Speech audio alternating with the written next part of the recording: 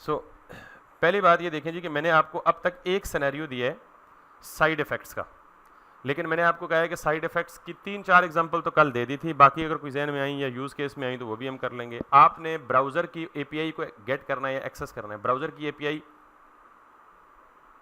Local storage यानी storage भी browser की एपीआई है, कुकीज़ भी ब्राउज़र की एपीआई है, आपकी कंसोल लॉक करना है, डोम को डायरेक्ट एक्सेस करना है, तो ये सारे के सारे क्या हैं, साइड इफ़ेक्ट्स हैं। तो साइड इफ़ेक्ट्स की कल मैंने शॉर्ट सी डेफिनेशन बताई थी, बल्कि गूगल से निकाल के दिखाई थी कि any operation that you are performing outside the scope of the React application, that is an example of side effect। ठीक है, तो जितने भी साइड इफेक्ट्स हैं वो सारे के सारे हम कहाँ परफॉर्म करते हैं, यूज इफेक्ट के अंदर। अब यूज इफेक्ट की हुक सुनिएगा कब चलती है, जब भी आपका कंपोनेंट रेंडर होता है या माउंट होता है, यानी यूआई पे माउंट होना होता है उसने, तो जो सबसे पहले कंपोनेंट के रेंडर होने पे जो सबसे पहली चीज एग्जीक्यूट होती है वो क्या होता है, यूज इफेक्ट। यानी अगर आपके कंपोनेंट में यूज इफेक्ट की हुक यूज हुई है तो जो ही वो कंपोनेंट रेंडर होगा सबसे पहले वो यूज इफेक्ट ट्रिगर होगा। समझ आइए बात।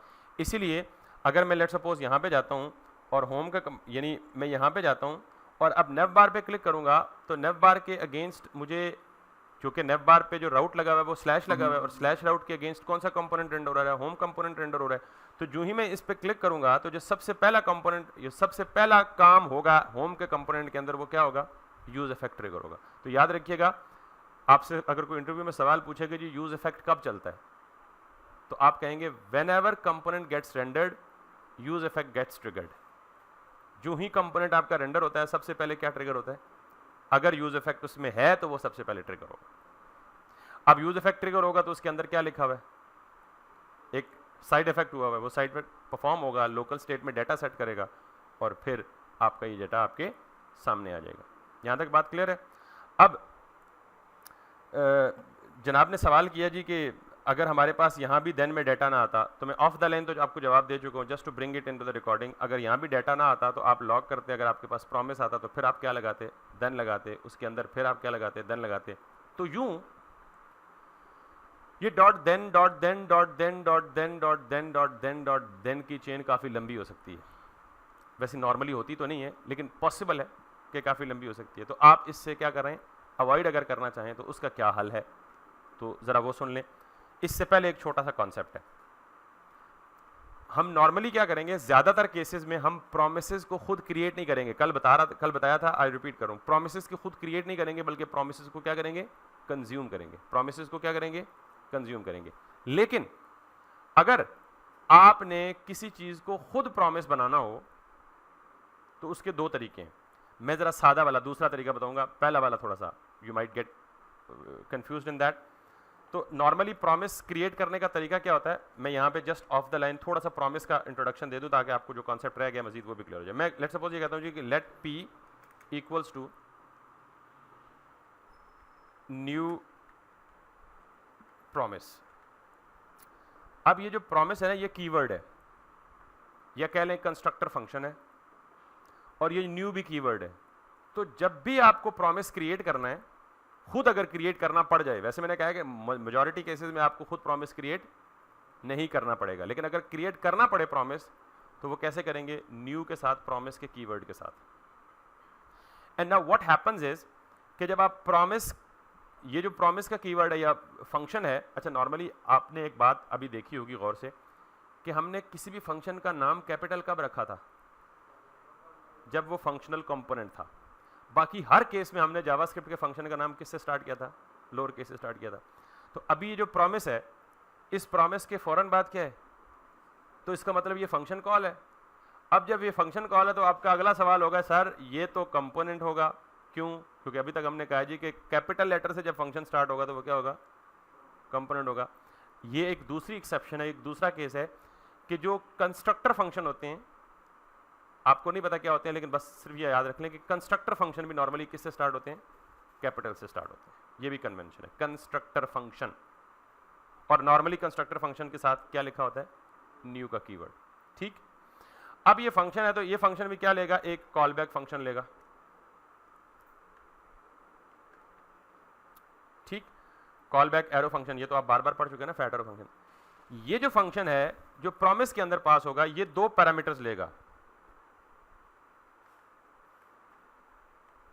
एक रिजॉल्व का और एक रिजेक्ट का। ठीक, तो अब अगर मैं इस P को देखूं तो ये बेसिकली क्या कर रहा हूं, मैं खुद प्रॉमिस क्रिएट कर रहा हूं। तो अब अगर मैं ये P करूंगा तो P is nothing, P promise है। इस प्रॉमिस के लेट सपोज मैं यहां पे कह देता हूं जी, लेट सपोज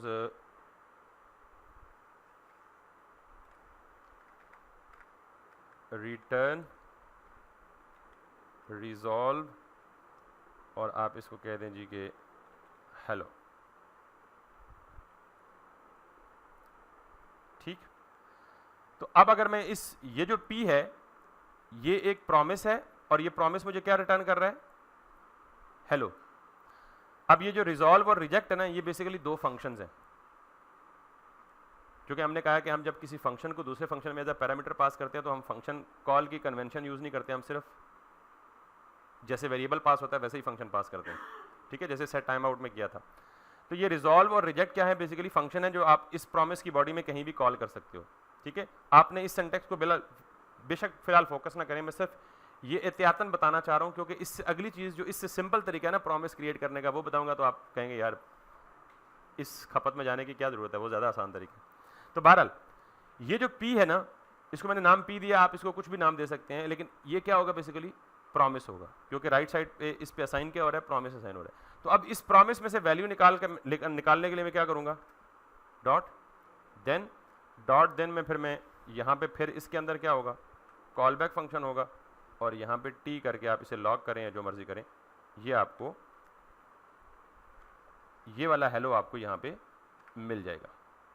ये जो हेलो मिल रहा है ना, प्रॉमिस रिटर्न कर रहा है, वो आपको यहाँ लॉग हो जाएगा। नहीं, अभी जेसन में तो डाटा है ही नहीं ना, ये तो सिंपली स्ट्रिंग है। अब वो जो एपीआई का डाटा था वो तो जेसन के फॉर्मेट में आ रहा था, या इनफैक्ट अरे ऑफ ऑब्जेक्ट था, तो हमने एहतियातन उसको पास किया ना, तो हर केस में पार्सिंग की जरूरत नहीं होती। ये तो सिंपल एग्जांपल है प्रॉमिस की। ठीक है, आप यहाँ पे नंबर भी पास कर सकते हैं, स्ट्रिंग भी पास कर सकते हैं, प्रॉमिस बुलियन भी रिटर्न कर सकता है, प्रॉमिस नंबर भी रिटर्न कर सकता है, प्रॉमिस हर किस्म का डाटा रिटर्न कर सकता है, ऑब्जेक्ट भी रिटर्न कर सकता है, प्रॉमिस अरे ऑफ ऑब्जेक्ट भी रिटर्न कर सकता है। बात समझ आइए। तो ये जो सारा काम है ना, ये वाला सारा काम जब हमने फेच यूज किया था ना, तो फेच इंटरनली ये काम करता है जिसका हमें पता नहीं होता। तो इंटरनली फेच में ये लॉजिक इंप्लीमेंट हुई होती है कि वो खुद नेटवर्क पे रिक्वेस्ट करता है, अगर नेटवर्क से ओके आ जाए तो वो रिजॉल्व में डाल देता है, और अगर नेटवर्क से रिजेक्शन आ जाए तो वो किस में डाल देता है, रिजेक्ट में डाल देता है खुद ब खुद। तो मैं इसलिए कह रहा हूं कि इस पे फिलहाल आपको फोकस करने की जरूरत इसलिए नहीं है कि जब आप कोई फंक्शन यूज करेंगे जिसने प्रॉमिस रिटर्न करना है तो ये सारा काम वो खुद कर रहा होगा इंटरनली। तो आपको क्या करना होगा, सिर्फ उस प्रॉमिस का कंज्यूमर कोड, ये प्रॉमिस का प्रोड्यूसर कोड है और ये प्रॉमिस का कंज्यूमर कोड है। तो आपको ज्यादातर क्या करना है, कंज्यूमर कोड। ठीक, अब मुझे बताइएगा थोड़ी देर में कंपैरिजन करके, एक तो तरीका ये प्रॉमिस क्रिएट करने का, दूसरा तरीका ये है कि मेरे पास एक फंक्शन है टेस्ट और ये कर रहा है जी रिटर्न हेलो। ये बिल्कुल नॉर्मल फंक्शन है जैसे आपको पता है, जावास्क्रिप्ट का बिल्कुल प्लेन फंक्शन है, जिसको जब कॉल किया जाएगा तो ये आपको क्या रिटर्न करेगा, हेलो। लेकिन हेलो क्या है, स्ट्रिंग है, यानी ये फंक्शन आपको क्या रिटर्न करेगा, स्ट्रिंग रिटर्न करेगा। अगर मैं इसमें ये कर दूं तो ये फंक्शन आपको क्या रिटर्न करेगा, नंबर रिटर्न करेगा। अगर मैं इसको यूं कर दूं तो ये फंक्शन क्या रिटर्न कर रहा है, ऑब्जेक्ट रिटर्न कर रहा है, यानी बीच में जाहिर है प्रॉपर्टीज होंगी। अगर मैं इसको यूं कर दूं तो ये फंक्शन क्या रिटर्न करेगा, अरे रिटर्न करेगा। तो ये तो आपको पहले से पता है कि यार function can return string, function can return number, function can return Boolean, function can return object, function can return अरे ऑफ ऑब्जेक्ट। लेकिन अगर इस फंक्शन के स्टार्ट में मैं सिर्फ एक वर्ड लगा दूं ASYNC, एसिंक लगा दूं, तो अब ये फंक्शन क्या रिटर्न करेगा, प्रॉमिस रिटर्न करेगा। अब ये फंक्शन क्या रिटर्न करेगा, प्रॉमिस रिटर्न करेगा। मिसाल के तौर पे अगर मैं इस फंक्शन को कॉल करता यानी TEST, तो इस फंक्शन का जो आउटपुट आना है बगैर एसिंक के कीवर्ड के, यानी मैं अगर एसिंक का कीवर्ड नहीं लगाता तो इस फंक्शन के कॉल में आउटपुट क्या आएगा, हेलो। Got it. लेकिन अगर मैं सेम फंक्शन के स्टार्ट में सिर्फ ASYNC लगा दूं, एसिंक्रोनस फंक्शन जब बनता है तो एसिंक्रोनस फंक्शन हमें क्या रिटर्न करता है? प्रॉमिस। तो इस केस में मुझे हेलो नहीं मिलेगा बल्कि क्या मिलेगा? प्रॉमिस मिलेगा। अब उस प्रॉमिस में से हेलो निकालने के लिए क्या करूंगा? डॉट देन करूंगा। तो यानी मैं क्या करूंगा? Test dot then. तो देन क्या लेता है? हमेशा कॉल बैक फंक्शन लेता है। तो कॉल बैक फंक्शन में यहां कोई भी वैल्यू, कोई भी वेरिएबल ले लें, उसमें वो वैल्यू रिसीव कर लें और आप उस वैल्यू को क्या कर लें? Console dot log that is VAL। तो अब मुझे बताएं कि अब ये वाला काम जो ये वैल है ये क्या प्रिंट करेगा? प्रॉमिस, बल्कि ये क्या प्रिंट करेगा? हेलो प्रिंट करेगा। That's a very date simple example of for understanding the promises. तो मुझे बताएं कि ये सारी कहानी आसान है या इस पूरी कहानी को रिप्लेस कर दिया गया किसके साथ? सिर्फ async के साथ। That's why async and await आगे चल के बताऊंगा, लेकिन async is called as sugary syntax of promises. I repeat, async is called a sugary syntax for writing promises. sugary syntax का मतलब जो देखने में भी अच्छा है, यूज करने में भी अच्छा है, आसान भी है, प्रॉब्लमेटिक में भी है, डेड सिंपल है, बहुत सिंपल है। बात समझ आ गई है? तो अब अगर किसी भी नॉर्मल फंक्शन को आपने प्रॉमिस बनाना हो तो क्या करेंगे? शुरू में एसिंक लगा देंगे। अब सवाल है कि प्रॉमिस बनाएंगे क्यों? जब आपको कोई फंक्शनैलिटी एसिंक्रोनस करनी हो, हर दफा नहीं बनाएंगे। तो ये समझ आ गया कि जब किसी फंक्शन को एसिंक बनाना हो तो स्टार्ट में, फंक्शन के स्टार्ट में क्या लगा दें? एसिंक लगा दें। तो वो फंक्शन पर नॉर्मल वैल्यू रिटर्न नहीं करेगा, वो क्या रिटर्न करेगा? प्रॉमिस रिटर्न करेगा। अब जब प्रॉमिस रिटर्न करेगा, मेरे ख्याल में एक दो चीजें हैं, मैं जरा इनको अगर आप मुझे, सॉरी, URL गेट ना करना हो, API को कॉल करना हो, या अच्छा, जब किसी भी एग्जीक्यूशन को एसिंक्रोनस एग्जीक्यूशन बनाना हो, और एसिंक्रोनस के लिए जरूरी नहीं है कि सिर्फ API को ही एसिंक्रोनस कॉल करनी हो, आप डॉम के किसी फंक्शन को एक्सेस करना हो तो उसको भी एसिंक बना सकते हैं। आपने किसी फाइल को रीड करना हो, आपके पास यहाँ एक नोटपैड की फाइल पड़ी हुई है, लेट्स सपोज उसमें डाटा लिखा हुआ है, भरी पड़ी है नोटपैड की फाइल, आपने उस फाइल को रीड करना हो, तो मुझे ये बताएं कि फाइल रिएक्ट के स्कोप से बाहर है या नहीं है? तो आपको नहीं पता कि फाइल कितनी लंबी है, एक फाइल में 10,000 कैरेक्टर्स हैं और आपने रिएक्ट में लॉजिक लिखनी है कि उस फाइल के सारे कैरेक्टर्स को रीड करो, वन बाय वन और डिस्प्ले करो। व्हाट वुड यू से कि आप 10,000 कैरेक्टर्स के लिए 5 या 10 सेकंड वेट कर सकते हैं? तो आप उसको क्या बनाएंगे? एसिंक बनाएंगे। तो एसिंक के लिए ये बात रट्टा कभी नहीं लगाना कि एसिंक्रोनस कॉल सिर्फ नेटवर्क कॉल ही होगी।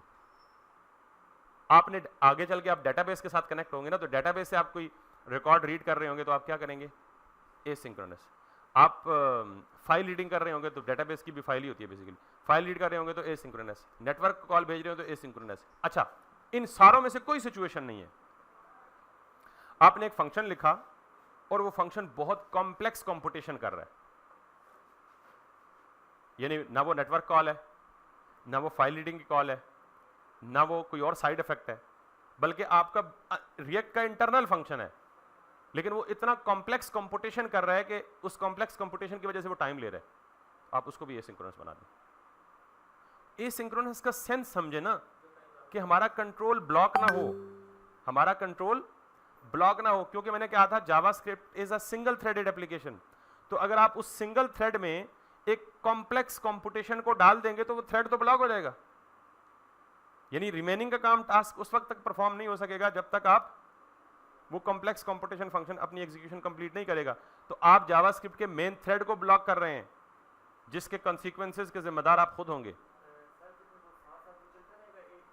एक सिंक्रोनस मकसद ही है ना एसिंक्रोनस का बेटा, कि जो रिमेनिंग काम है, मैंने आपको क्या कहा था, जब कोई एसिंक्रोनस ऑपरेशन आता है तो कॉल स्टैक क्यू से वो उठ के कहां चला जाता है? एक सेपरेट आइसोलेटेड एनवायरनमेंट में, या नोड एपीआई में या वेब एपीआई में, उस एनवायरनमेंट में वो एग्जीक्यूट होता रहता है। जो ही उसकी एग्जीक्यूशन खत्म होती है, एग्जीक्यूशन के बाद वो वापस कहां आ जाता है? कॉल क्यू में, टास्क क्यू में आ जाता है। तो टास्क क्यू से इवेंट लूप उसे उठा के कहां ले जाता है? वापस कॉल स्टैक क्यू में। ये सारा वही आर्किटेक्चर चल रहा है पीछे, कॉम्प्रिहेंसिव बहुत ज़रा समझ आइए बात। तो बिल्कुल आपकी बात, वो रिमेनिंग काम चलता रहेगा और ये एक आइसोलेटेड एनवायरनमेंट में चलता रहेगा। जब इसकी एग्जीक्यूशन खत्म हो जाएगी, इवेंट लूप वापस चेक करेगी कॉल स्टैक क्यू खाली है, तो ये टास्क क्यू से उसे उठा के वापस किधर ले आएगा? समझ आइए बात? चले, तो अब मैं ये चाह रहा था कि आपको ज़रा एक पर्टिकुलर सिचुएशन में ये प्रैक्टिस भी बता दूं, अगर ये मुझसे चल जाए, कि प्रोमिसेस का एसिंक का वेट कैसे काम करता है। ठीक है, मैं कहता हूँ जी app.js, ये सिंपल मैंने एक सेपरेट फाइल बनाई है जावास्क्रिप्ट की, और मैंने प्रोमिसेस को समझाने के लिए ये कर दिया। अब मैं आपको पहले ना दो चीज़ें बताता हूँ। पहले तो मैं बगैर इसके एसिंक कीवर्ड के इस फंक्शन को एग्जीक्यूट करता हूँ। अब जाहिर है ये कुछ भी आउटपुट नहीं देगा क्योंकि कंसोल नहीं हो रहा ना, तो मैं इस टेस्ट को कंसोल के अंदर लिख सकता हूँ ना। ठीक है, तो जब टेस्ट कॉल होगा तो यहाँ से क्या रिटर्न होगा, हेलो, तो हेलो डिस्प्ले हो जाएगा। So let's test it. क्योंकि बेटा प्रोमिसेस को हम बहुत ज़्यादा यूज़ करेंगे, प्रोमिसेस के कंज्यूमर कोड को, इसलिए इस फ्लो को ज़रा समझ लें ताकि मुझे बार बार, क्योंकि पूरा बैकएंड भी भरा पड़ा होगा प्रोमिसेस से, तो इस टॉपिक को ज़रा इग्नोर नहीं करना आपने। So let me run it.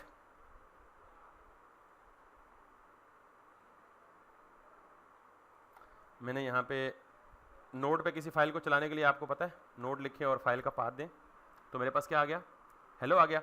लेकिन अब मैं इसके शुरू में बिल्कुल ASYNC एसिंक लिख दूंगा कि अब ये फंक्शन क्या बन गया, एसिंक फंक्शन बन गया। और अब अगर मैं इसको वापस चलाऊंगा तो अब ये मुझे क्या देगा, प्रॉमिस देगा। अब इस प्रॉमिस की शक्ल ब्राउज़र के कंसोल पे आपको डिफरेंट दिखती है, यहाँ पे डिफरेंट दिखती है, लेकिन शक्ल मैटर नहीं करती। प्रॉमिस है और उस प्रॉमिस के अंदर क्या रैप हुआ हुआ है, हेलो हुआ हुआ है। तो अब मुझे सिर्फ हेलो प्रिंट करने के लिए क्या करना पड़ेगा, प्रॉमिस, यानी मैं अब इसको यूं भी कर सकता हूं कंसोल में भी, लेकिन मैं इसको सिंप्लिसिटी के लिए करूंगा टेस्ट। ये क्या देगा, प्रॉमिस। प्रॉमिस में से डाटा निकालने के लिए क्या करूंगा, डॉट देन। डॉट देन क्या लेता है, कॉल बैक फंक्शन। उस कॉल बैक फंक्शन में मैं एक कोई भी वेरिएबल टी पास कर दूं या व्हाट्सोएवर, और अब इसको क्या कर दूं, लॉग, और इसको टी कर दूं। अब अगर आप वाला क्वेश्चन, अगर ये भी प्रॉमिस देता तो क्या करता, फिर उससे आगे भी डॉट देन को चेंज करता। लेट्स सी अब ये क्या देता है। अब इसने मुझे दोबारा हेलो दे दिया। तो आपको अंदाजा हुआ कि how simple it has become. Promise की वो पूरी वाली रॉकेट साइंस जो पहले बता रहा था, न्यू, प्रॉमिस, रिजॉल्व, रिजेक्ट, और फिर उसके अंदर जाके तो उससे आप किसी भी फंक्शन को यूं बना सकते हैं, प्रॉमिस। ये केस समझ आ गया। अब जरा एक और बात सुनिएगा, इससे अगली बात इंपॉर्टेंट है। बाज़ वक़्त ऐसा सिनेरियो होता है कि हम कोई फंक्शन एसिंक्रोनस एग्जीक्यूट करते हैं, लेकिन हम ये चाहते हैं कि करंट फंक्शन से अगला जो फंक्शन है ना, वो डिपेंड करता है पिछले फंक्शन की एग्जीक्यूशन के ख़त्म होने पे। मिसाल के तौर पे मेरे पास दो फंक्शंस हैं, लेट मी शो यू। एक है टेस्ट और एक है test1। अब ये मैं सपोज करता हूं कि जो test1 है ना, ये अपनी एग्जीक्यूशन के लिए टेस्ट के ऊपर डिपेंड कर रहा है, यानी टेस्ट का जो रिजल्ट है वो मिलेगा तो फिर अगला फंक्शन चलेगा। तो फिर हमें ये तो नहीं करना कि यार इसको तुम सेपरेट थ्रेड पे चलाओ और आगे चलते रहो, क्योंकि जब आगे चलेगा तो अगला वाला पिछले पे डिपेंड कर रहा है, तो फिर तो ये सिनेरियो फिट नहीं हो सकता ना। अगर कहीं ऐसा सिनेरियो है तो वहां पे एक और कीवर्ड आता है। हम अगर किसी भी प्रॉमिस वाले फंक्शन के शुरू में, कोई भी ऐसा फंक्शन जिसने प्रॉमिस रिटर्न करना है, उसके शुरू में एक वर्ड लगा देते हैं, अवेट। क्या लगा देते हैं, इसका मतलब यह है यहां रुक जाओ भाई, रुक जाओ, और ये जो फंक्शन कॉल हुआ है ना, इसका वेट करो, इसका इंतजार करो। जब वो प्रॉमिस फुलफिल कर ले तो फिर आगे चलो। नहीं, हाल्ट हो जाएगा या नहीं हो जाएगा, मैंने इसीलिए कहा ना कि हर केस में हम नहीं करेंगे ना। हाँ बिल्कुल ऐसे ही है। तो इसीलिए मैंने सिर्फ ये पॉसिबिलिटी बताई है कि सम टाइम, मिसाल के तौर पे, अगर लेट्स सपोज अगले फंक्शन ने पिछले फंक्शन के रिजल्ट पे डिपेंड करना है और कोई हल ही नहीं है, और कोई हल ही नहीं है, जब आगे जाएगा तो पिछले फंक्शन का रिजल्ट होगा ही नहीं, तो उसने ब्रेक हो जाना है। तो ब्रेक होने से बेहतर नहीं है वेट करवा लो। ये एक स्पेसिफिक सिनेरियो की बात कर रहा हूं ना, ठीक। तो उस केस में ये एक ऑप्शन दिया गया है कि आप क्या कर लें, उस फंक्शन का इंतजार कर लें, उस फंक्शन का क्या कर लें, इंतजार कर लें। तो इंतजार कैसे करेंगे, अवेट। और ये याद रखिएगा कि अवेट उस फंक्शन के अंदर इस्तेमाल कर सकते हैं जो एसिंक होगा, खुद बनाया होगा। Async await. अभी मैं लगा के दिखाता हूँ, सिर्फ ये पता लग गया कि अवेट का मकसद क्या है, एसिंक का मकसद क्या है, नॉर्मल फंक्शन को प्रॉमिस बना देता है, और अवेट का मतलब क्या है, वेट करो, थोड़ी देर रुक जाओ भाई। और ये जो मैं बार बार आपको बता रहा हूँ ना, 10 सेकंड लेगा, 15 सेकंड लेगा, 20 सेकंड लेगा, रियलिटी में ऐसा नहीं होता। कंप्यूटर तो नैनो सेकंड्स में काम करता है, ठीक है। आपको फील भी नहीं होगा ये पीछे हो रहा है कुछ, ठीक है। बट ये चीजें ऑब्वियसली जावास्क्रिप्ट में तो क्लियर सॉल्यूशंस देने थे ना। ये समझ आ गई बेटा? तो आप अवेट को उस फंक्शन के अंदर यूज कर सकते हैं जो पहले से क्या होगा, एसिंक होगा। तो अवेट, एसिंक और अवेट इकट्ठे यूज होते हैं, और ये दोनों को क्या कहा जाता है normally, sugary syntax of writing promises. आपसे इंटरव्यू में सवाल पूछते हैं ट्रिक के लिए, what's the difference between promise and async await. लोग कंफ्यूज हो जाते हैं, अच्छा प्रॉमिस ये होता है, मतलब 5-5 मिनट की एक्सप्लेनेशन झाड़ देते हैं, प्रॉमिस ये होता है अवेट। हो भाई कहो जी एसिंक अवेट भी प्रॉमिस ही है, यानी प्रोमिसेस को लिखने का ही जरा इम्प्रूव्ड और बेटर वे है, शुगरी सिंटैक्स है, बाकी कोई नई चीज नहीं है। तारीख तुसी जान दे बेहतर। हम dot then dot then dot then dot then dot then dot then से बच जाएंगे, जो हुजूर ने सवाल किया था, ठीक है। तो डिफरेंस ये भी हुआ ना, जो मैं बार बार बोल रहा हूँ, sugary syntax, sugary syntax, sugary syntax.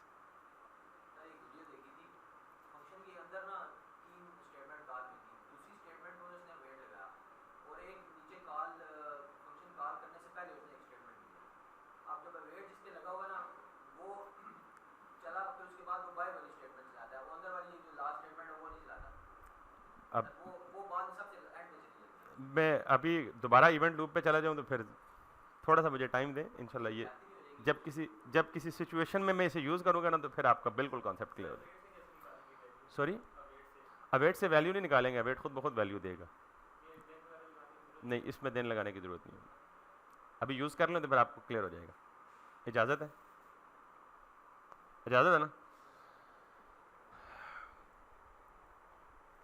अब मैं ये जो एसिंक का वेट है ना, इसको पहले यूज करूंगा यहां पे। मैं इसको उठाता हूं और इसको एक अलग से फंक्शन लगाता हूं, गेट डेटा फॉर एग्जांपल।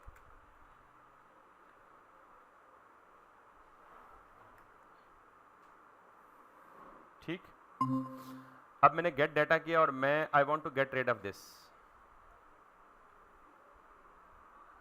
मेरी बाकी यूआई किस पे डिपेंड कर रही है, नेटवर्क से डाटा आएगा तो कुछ डिस्प्ले होगा।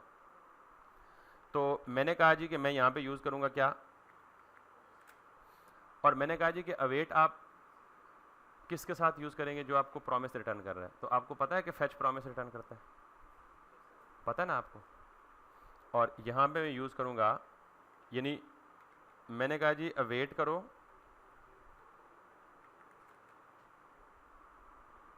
और जो भी डेटा वापस आए, जो भी रिस्पांस वापस आए, उसे किस में सेव कर दो, इस वेरिएबल में सेव कर दो। अब आप में से कोई मुझे बता सकता है कि अवेट एरर क्यों दे रहा है? वेरी नाइस, कि जिस फंक्शन में आप अवेट करेंगे उस फंक्शन को क्या होना चाहिए, एसिंक होना चाहिए। तो मैं यहाँ पे क्या लिखूंगा, एरर हैज गॉन। समझ आ गई बात? अब अगर आप यहाँ पे देखें तो मैंने कोई देन नहीं लगाया ना, जाजिर साहब आपने कहा था फिर डिफरेंस क्या हुआ प्रोमिसेस और एसिंक अवेट में। तो मैं यहाँ पे एक छोटा सा लॉग करके दिखाता हूँ आपको, रेस। और जाहिर है ये अभी कॉल नहीं हुआ गेट डाटा, तो जब तक कॉल नहीं होगा चलेगा तो नहीं ना, तो मैं इसे कॉल कहाँ करूँगा। तो ये एक ही बात है ना कि ये सारी लॉजिक में अंदर लिख दूँ या इसको अलग से फंक्शन में लिख के इसको अंदर कॉल कर दूँ। असल काम तो ये है ना कि फंक्शन कॉल कहाँ से हो रहा है, यूज इफेक्ट के अंदर से हो रहा है। तो ये अच्छी प्रैक्टिस है, ज़रा ज़्यादा अच्छी प्रैक्टिस है। तो अब अगर मैं वापस जाऊँ, ब्राउज़र के अंदर जाऊँ और इसको रिफ़्रेश करूँ, मे भी मेरा यूआई ब्रेक कर जाए, क्योंकि मैंने ज़ाहिर है वो अभी लोकल स्टेट सेट नहीं की। ठीक है, यूआई ब्रेक कर गया क्योंकि वो मैंने लोकल स्टेट सेट नहीं की ना, अभी तो मैं टेस्ट कर रहा हूँ। और अब आप कंसोल पे जाएं और कंसोल पे लॉग में देखें तो आपको रिस्पॉन्स मिलना चाहिए। ठीक है, so you got the response, you got the response. और अगर आप इसको देखें तो ये एग्जैक्ट वही रिस्पॉन्स है जो पहले देन में मिला था हमें। तो हमें देन से गेट रेट हो गया ना अवेट की वजह से। ठीक, अब जरा अगली बात देखें, कि आपने इसको फिर क्या करना है, मैं इसको कह देता हूं जी कि for example const data equals to res dot JSON. Then के अंदर यही काम किया था ना, तो अब आपको बजाय देन चेनिंग के, वो चेनिंग से हट के नॉर्मल सीधा सीधा फ्लो आ गया, लेकिन बेनिफिट वही रहा। बात समझ आ रही है? हुआ ना sugary syntax, easy to read, easy to implement. अब जरा मैं यहां डेटा को देखता हूं क्या बना।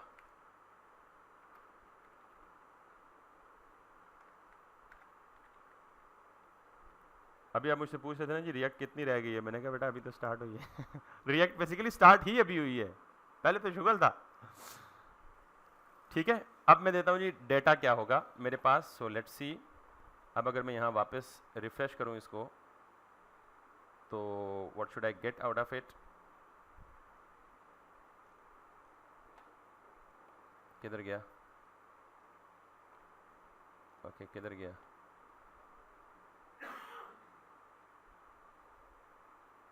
अच्छा अनकट प्रॉमिस। अच्छा एक काम और है कि हमें इस दफ़ा एक और एरर आया, और वो एरर है दैट इज़ समथिंग डिफरेंट, जो आपने इससे पहले ऑब्जर्व नहीं किया और गालिबन हमने भी ऑब्जर्व नहीं किया। वो है जी आपका something has been blocked by CORS policy, no access control. तो ये एरर बेसिकली नेटवर्क का सर्वर एंड पे एरर है। कॉर्स होता है क्रॉस ओरिजिन रिसोर्स शेयरिंग। अब मैं इसको ना एक्सप्लेन कर सकता हूँ इस वक्त, ना ही मैं इसकी रीज़न बता सकता हूँ, क्योंकि ये सर्वर एंड का है, और सर्वर एंड जब तक हम खुद नहीं पढ़ेंगे तब तक, क्योंकि हम जब खुद करेंगे तो अपना सर्वर होगा तो हम कॉर्स को हैंडल करेंगे। फिलहाल सिर्फ इसकी थोड़ी सी थ्योरेटिकल लॉजिक समझ लें। I don't know how to figure it out, otherwise मैं दूसरी एपीआई को ट्राई कर लूँगा अगर ये रिजॉल्व ना हुआ। लेकिन क्रॉस ओरिजिन रिसोर्स शेयरिंग का मतलब ये है कि ये जो डोमेन है ये कोई और है, और ये जो डोमेन है ये कोई और है, तो मैं सेम डोमेन से रिसोर्स को एक्सेस नहीं कर रहा बल्कि डिफरेंट डोमेन से एक्सेस कर रहा हूँ। तो सर्वर सिक्योरिटी रीजंस की वजह से आपको ये वार्निंग देता है और समटाइम एरर देता है कि ये cross origin resource sharing allowed नहीं है। ये हर दफ़ा नहीं होती, ये तो खैर टेस्टिंग सर्वर है, इस पर होनी भी नहीं चाहिए, बट आई डोंट नो क्यों हुई है। तो हुई है तो अब ज़ाहिर है हमारे पास कोई हल नहीं है। मैं एक दो दफ़ा रिफ्रेश करता हूँ, अगर ये हल ना हुआ तो मैं कोई दूसरी एपीआई में सेम सिनेरियो आपको ट्राई करके दूंगा। यस, अब वो एरर नहीं आया। ठीक है, तो जब भी आपको कॉर्स का एरर है तो इसका मतलब आप ये समझ लें कि ये आपका फॉल्ट नहीं है और ये आपका एरर भी नहीं है। CORS कॉर्स, तो ये अपने दिमाग में कहीं बिठा लें कि ये कुछ चीज़ होती है क्रॉस ओरिजिन रिसोर्स शेयरिंग। तो बेसिकली ये आई क्यों है कि जब हम बार बार रिक्वेस्ट कर रहे हैं ना सेम सर्वर को, तो सर्वर कह रहा है यार ये कोई मुझे मलिशियस एक्टिविटी लगती है कि ये कल से मुझे तंग किया जा रहा है, तो इसलिए वो मलिशियस एक्टिविटी समझ कर उसे क्या कर देता है, ब्लॉक कर देता है। बहरहाल खैर, तो अब मुझे मिल गया प्रॉमिस। तो इसका मतलब ये हुआ कि जैसे जब मैंने वो किया था तो मैंने 2 दिन इस्तेमाल किए थे ना, इसका मतलब है ये आपको क्या रिटर्न कर रहा है भाई? डेटा किधर रिटर्न कर रहा है भाईजान? ये देख नहीं रहे आप क्या रिटर्न कर रहा है? प्रॉमिस रिटर्न कर रहा है। तो फेच क्या रिटर्न कर रहा था? प्रॉमिस। तो जब मैं उसके सामने अवेट लगा दिया तो उसने प्रॉमिस रिजॉल्व कर दी ना खुद ही। तो यहां भी क्या लगाऊंगा? बात समझ आ गई है? तो प्रॉमिस को अब अगर आप वापस आएं और नीचे आके देखें तो उसने आपको क्या दे दिया? रिजल्ट दे दिया। ये दोनों तरीके 100% सिमिलर है, फर्क सिर्फ क्या है? सिंटैक्स। और जैसे जीशान साहब ने बताया, अगर आपको डेट कंफर्म है तो मैं आपकी जिम्मेदारी से अनाउंस करने लगा हूं कि 2015 में प्रॉमिस आया ना ES5 में, ये सॉरी ES6 में गालिबन, ईयर कंफर्म कर लीजिए खुद ही, मैं जीशान साहब की जिम्मेदारी में बता रहा हूं। और 2017 में उस प्रोमिसेस के सिंटैक्स को इंप्रूव करने के लिए उन्होंने क्या इंट्रोड्यूस करा दिया? ES7 में एसिंक अवेट। तो मैंने शुरू में आपको कहा था कि मैं ES6 और ES7 के सारे फीचर्स आपको अभी नहीं बता सकता, जो जो कोई फीचर आएगा मैं साथ साथ बताता जाऊंगा।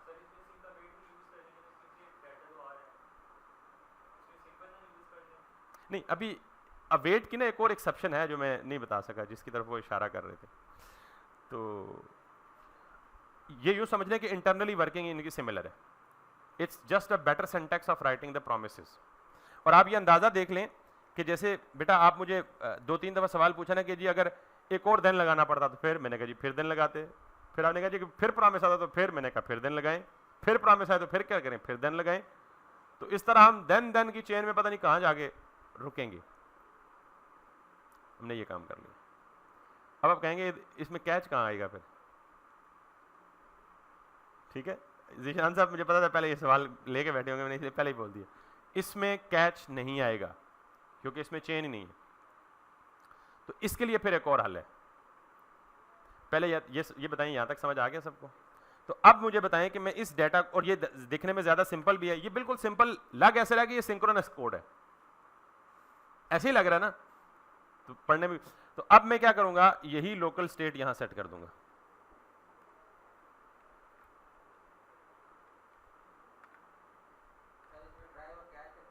अब थोड़ी देर रुक जाए ना, मैंने कहा था ना भाई रुक जाए ना थोड़ी देर मुझे पता था इन्होंने कोई ना कोई हल रखा होगा।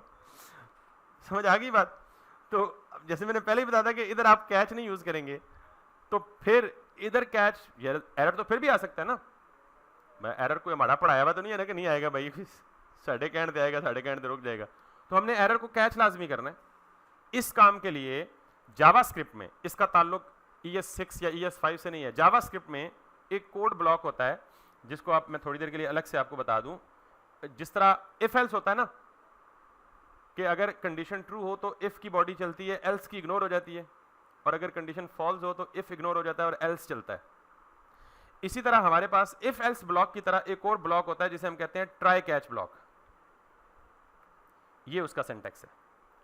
ट्राई का कीवर्ड, इसके आगे ये ब्लॉक, फिर कैच का कीवर्ड, और कैच के कीवर्ड में ये कोई भी वेरिएबल यहां लिख लें, और उसके बाद इसका ये ब्लॉक।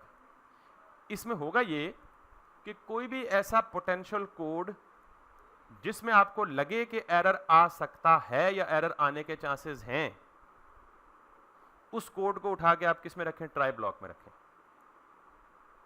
ठीक। अब जब भी ट्राई कैच ब्लॉक होगा तो सबसे पहले ट्राई वाले पूरे ब्लॉक को एग्जीक्यूट करने की कोशिश करेगा जावास्क्रिप्ट इंजन। अगर उस पूरे ब्लॉक में कोई एरर आ गया तो वो एरर उठा के कहां थ्रो कर देगा, कैच के अंदर। और अगर कोई एरर ना आया तो फिर ये कैच वाला ब्लॉक चलेगा ही नहीं, यही ट्राई वाला ब्लॉक चल के काम खत्म। तो अगर एरर आ गया तो सारे एरर की इंफॉर्मेशन हमें कहां मिलेगी, कैच ब्लॉक में। तो अब मैं इसको यहां लिखने के बजाय यहां से उठाऊंगा, और I know error can occur, क्योंकि ये नेटवर्क रिक्वेस्ट है, आपको तो नहीं पता कब सर्वर डाउन हो जाए। ठीक है, कट, और यहां पे लिखें जी ट्राई कैच, और ये सारा कोड किस में लिखें आप, ट्राई में लिखें। और अगर कोई एरर आता है तो फिलहाल उसे लॉक कर दें, वैसे आप एरर को भी स्टेट में सेव करके डिस्प्ले कर सकते हैं।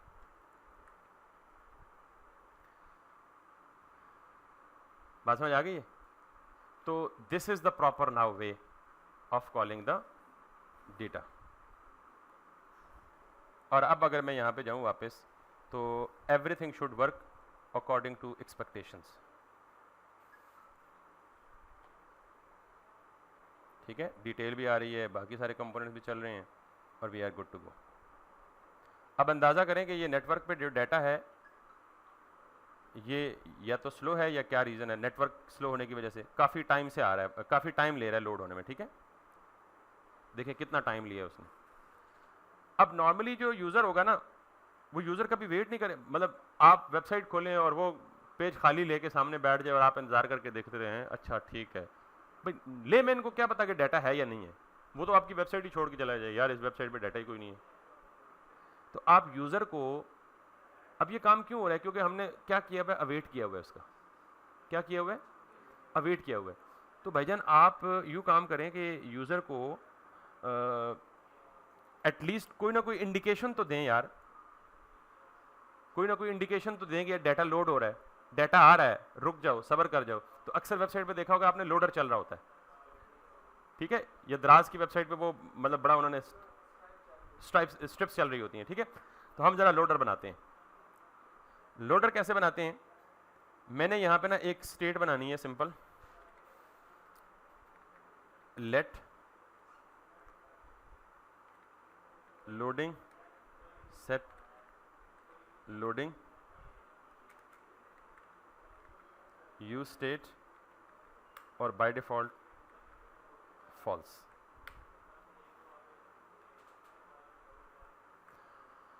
वैसे एक वेरिएबल ले लिया बूलियन, जिसको मैंने as a flag by default क्या सेट कर दिया, फॉल्स सेट कर दिया। अब एक मिसाल लें कि मैं अगर यहाँ से बाहर चला जाऊँ, मतलब मैंने कहीं बाहर बाजार जाना हो आपकी क्लास के टाइम पे, और मैं आपको बगैर बताए बाहर चला जाऊँ, तो आप यहाँ आगे बैठे रहेंगे, 3-4 मिनट वेट करेंगे, फिर आप कहेंगे यार सर शायद नहीं आएंगे आज, या आए ही नहीं आज, क्योंकि आपको पता ही नहीं है ना। तो इसका मतलब है आप बेउम्मीद हो के यहाँ से, या ना उम्मीद हो के यहाँ से क्या हो जाएंगे, चले जाएंगे।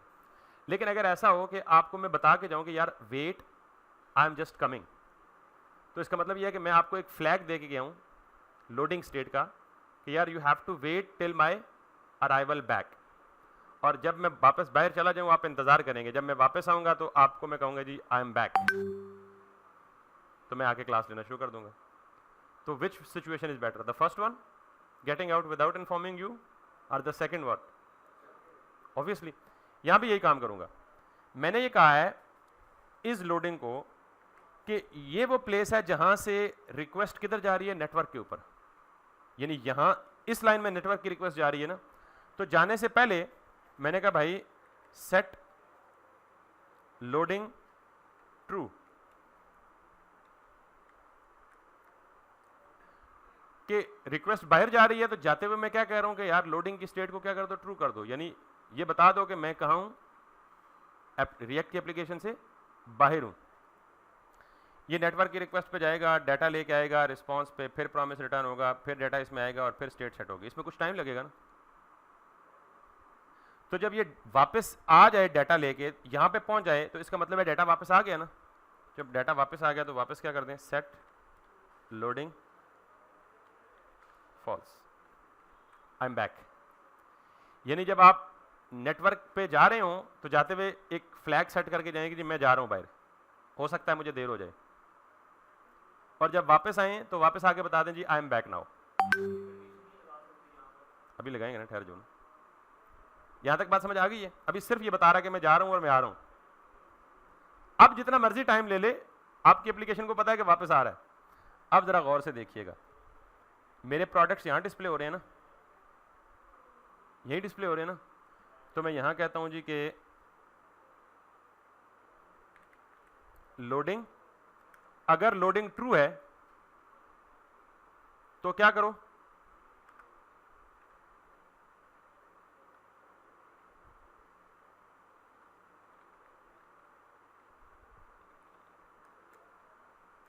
अदरवाइज क्या करो, ये करो। टर्नरी ऑपरेटर का तो पता ना आपको।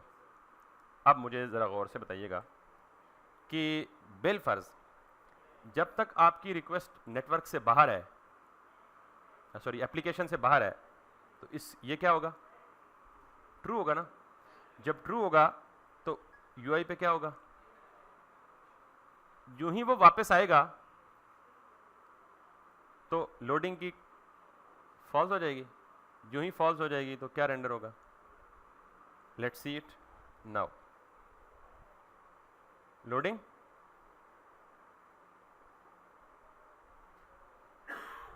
ये लोडर आप थोड़े से अट्रैक्टिव भी लगा सकते हो, थोड़े से कैची भी लगा सकते हो। अभी इतना टाइम नहीं लेता, मेरे शायद नेटवर्क की स्पीड स्लो है, this is what we are suffering, तो दैट्स द रीज़न। अगर मैं यहाँ से वापस जाऊँ और वापस यहाँ आऊँ, लोडिंग,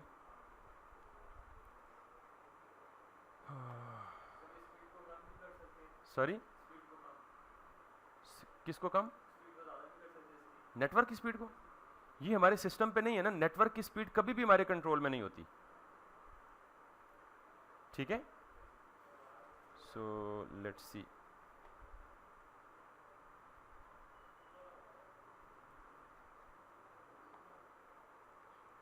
एक दफा मैं इसे रिफ्रेश कर लूं।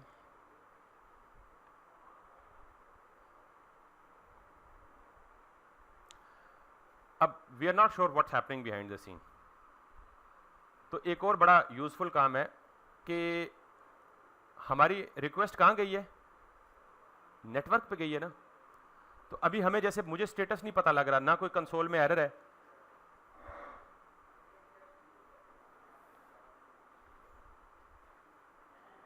आई थिंक ये कोई एरर है, but it's totally not understandable for me at least. तो मेरे लिए अंडरस्टैंडेबल नहीं है, तो आपके लिए भी ऑब्वियसली अंडरस्टैंडेबल नहीं होगा। तो नेटवर्क पे कोई रिक्वेस्ट गई है या नहीं गई, या नेटवर्क की रिक्वेस्ट कैसे बिहेव कर रही है, इसको डिबग करने के लिए आप क्या करते हैं, हम यहां पे आए तो यहां पे हमारे पास एक और टैब होता है, कौन सा, नेटवर्क का टैब। अगर आप इस पे क्लिक करेंगे तो आपको यहां पे कुछ चीजें मिलेंगी, उनमें से एक चीज आपको ये मिलेगी। मैंने कल एक चीज बताई थी आपको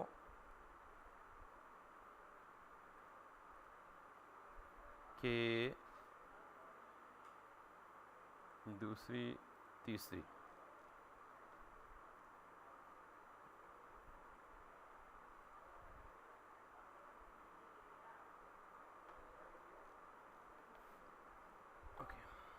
नॉर्मली जितनी भी नेटवर्क रिक्वेस्ट होती हैं वो आपको यहाँ पे मिल जाती हैं, ठीक है। ये सारी नेटवर्क की रिक्वेस्ट गई हुई हैं।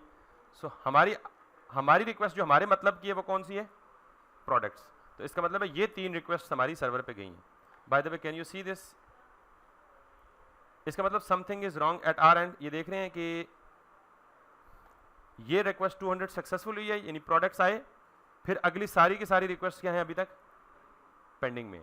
This is some sort of अजीब behaviour for me too. So let's explore it, why it is happening. और ये हुआ कब है, जब हमने ये वाली लॉजिक इंट्रोड्यूस कराई है। और अगर मैं इसको सेव कर दूं अब और अब जाऊं तो अब अच्छा, if I send it again,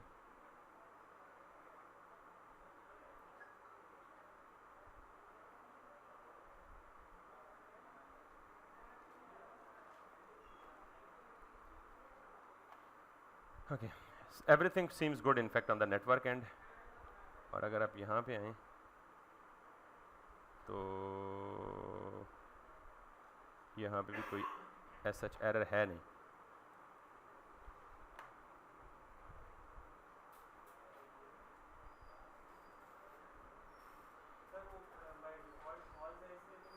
नहीं अभी अब मैंने कल आपको ये कहा था, मैं इसलिए इसको स्किप कर रहा हूँ कि हमने ये तरीका यूज ही नहीं करना। कल पूरी क्लास पढ़ाने के बाद मैंने आपको क्या कहा था कि हमने यूज इफेक्ट को साइड इफेक्ट्स के लिए, नेटवर्क कॉल्स के लिए यूज नहीं करना। ये बहुत वाइडली यूज होता है, लोग करते हैं, लेकिन जो लोग React router DOM version 6 use करते हैं ना, तो रिएक्ट राउटर डॉम वर्जन 6 खुद से इंटरनली अपना एक तरीका देता है डेटा को फेच करने का, और हम इस कॉम्प्लेक्सिटी से कम से कम बच जाएंगे। लेकिन ये सारी चीजें पढ़ाने का मकसद आपको क्या पता है, एक तो जब भी आप कोई साइड इफेक्ट परफॉर्म करेंगे तो आपको पता होना चाहिए कि आप यूज इफेक्ट में कैसे परफॉर्म करते हैं, यानी आप यूज इफेक्ट यूज करेंगे, ठीक। दूसरी बात यह है कि प्रोमिसेस कैसे यूज करते हैं। तीसरी बात यह है कि प्रोमिसेस का जो सिंटैक्स है एसिंक अवेट का, उसको कैसे यूज करके आप dot then dot then dot then की चेन से बच सकते हैं। और चौथी बात है कि आप किस तरह ट्राई कैच से एरर कैच कर सकते हैं instead of actually getting into the other things, dot then और आखिरी कैच चेन। तो ये बात सबको समझ आ गई है। अब अगर मुझे इजाजत दें तो मैं ये सारा कुछ रिमूव कर दूं और अब ये मेरी एप्लीकेशन ब्रेक होगी, लेकिन मैं ज़ाहिर है उसका अल्टरनेट बताऊंगा आपको कि मुझे क्या करना है और क्या नहीं करना। मुझे ये भी नहीं चाहिए और मुझे ये भी नहीं चाहिए यहाँ से, और दैट्स इट। हमारी एप्लीकेशन पे वापस जाएं तो हमारे होम कंपोनेंट पे कोई प्रोडक्ट नहीं आ रहा बिकॉज हमने सब कुछ कमेंट कर दिया। तो अगर मुझे इजाज़त दें तो ये वाला जो काम है ये मैं एक सेपरेट वीडियो में करूं, बल्कि हमारा टाइम ही ख़त्म हो गया और वो वैसे ही सेपरेट वीडियो में करना पड़ेगा हमें, प्रॉबेबली टुमारो।